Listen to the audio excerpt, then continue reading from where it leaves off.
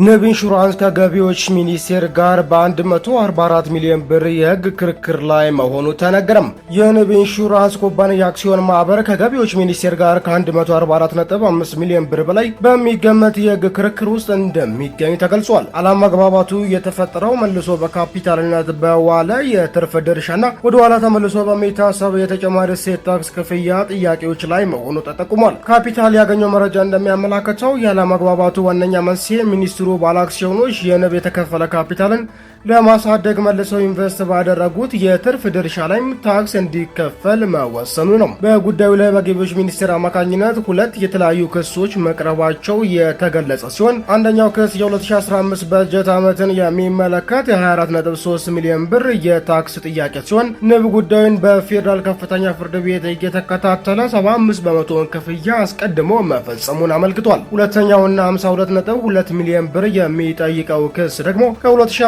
እስከ 2014 በጀት ዓመት ያለውን የትርፍ ድርሻ ታክስ የሚመለከት ነው። ኩባንያው ሙሉን ክፍያ የፈጸመ ቢሆንም ውሳኔውን በመቃወም አሁንም በፌዴራል ሰበር ሰሚ ችሎት እየተከራከረ እንደሚገኝ ገልጿል። ንብ ኢንሹራንስ መልሶ በካፒታልነት የዋለ የትርፍ ድርሻ እንደ ካፒታል መዋጮ እንጂ እንደ ታክስ የሚከፈልበት ገቢ ሊታይ አይገባም የሚል መከራከሪያ ሀሳብ ያቀረበ ሲሆን እንዲህ ያሉ እርምጃዎች በኢንሹራንስ ዘርፉ ላይ የካፒታል እድገትና ኢንቨስትመንትን ያዳክማሉ ብሏል። ውጥረቱን ያባባሰው ሌላው ጉዳይ ከአዲስ ሕግ ጋር ተያይዞ የቀረበው አነጋጋሪ የ68 ሚሊዮን ብር ተጨማሪ እሴት ታክስ ጥያቄ መሆኑ ተመላክቷል። ንብ እንደሚከራከረው በነጋሪት ጋዜጣ ታትሞ ሳይወጣ በፊት በኢንሹራንስ አርቦ ላይ ታክስ መሰብሰብ ጀምሯል ብሏል። መቀጫና ወለድን ጨምሮ አጠቃላይ የታክስ ግምገማው ከ68 ሚሊዮን ብር በላይ መድረሱንም አመልክቷል። ኩባንያው ለፌዴራል ታክስ ይግባኝ ኮሚሽን አቤቱታውን ለማቅረብ ከዋና ወደ 50 በመቶን ወይም ወደ 24.8 ሚሊዮን ብር ገደማ እንዲከፍል ተገዷል።